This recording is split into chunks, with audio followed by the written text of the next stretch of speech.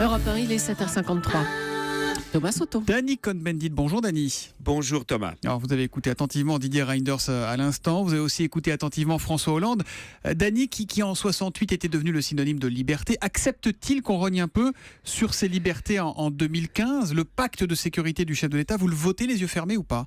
Non, d'abord, je vote jamais quelque chose les yeux fermés. Mais deuxièmement, je suis sceptique, mais je veux pas dire tout de suite je suis contre.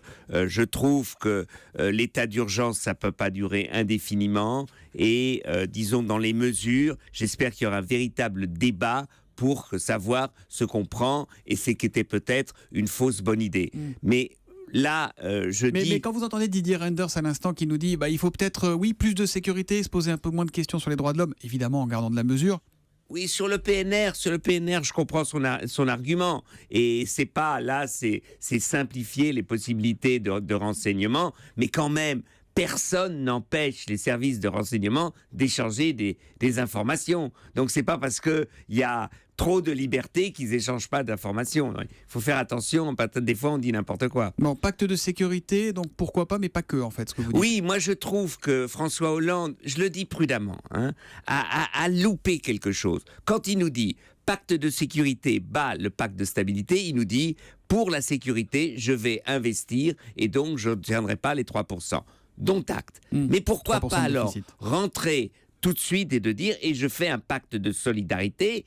Nous sommes dans un état d'urgence, à état d'urgence, économie d'urgence, rassembler le patronat, les syndicats et dire bon maintenant il faut créer de l'emploi pour des jeunes parce que un des problèmes de la société c'est cette rupture qu'il y a dans la société française, donc recréer des liens dans la société par un pacte de solidarité, même si on dépassera à 3,3 le déficit budgétaire. Il a loupé cette occasion de parler à toute la société. Sur la forme, Danny, qu'est-ce que vous avez ressenti devant votre télé en voyant le chef de l'État ?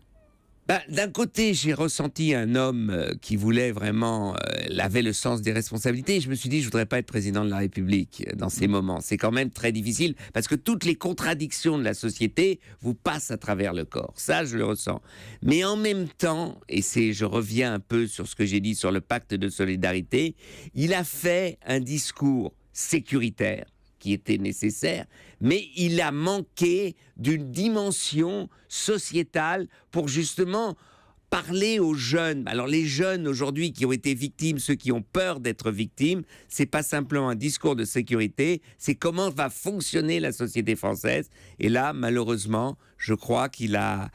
Je sais pas, c'était peut-être pas possible. Disons comme ça, j'en sais rien à la fin. Mais il reste des pages à écrire, donc nous dit voilà. Danny Cohn-Bendit. L'humeur de Danny, 8h-10 tous les matins sur Europe 1. À demain, Danny. À demain, Thomas.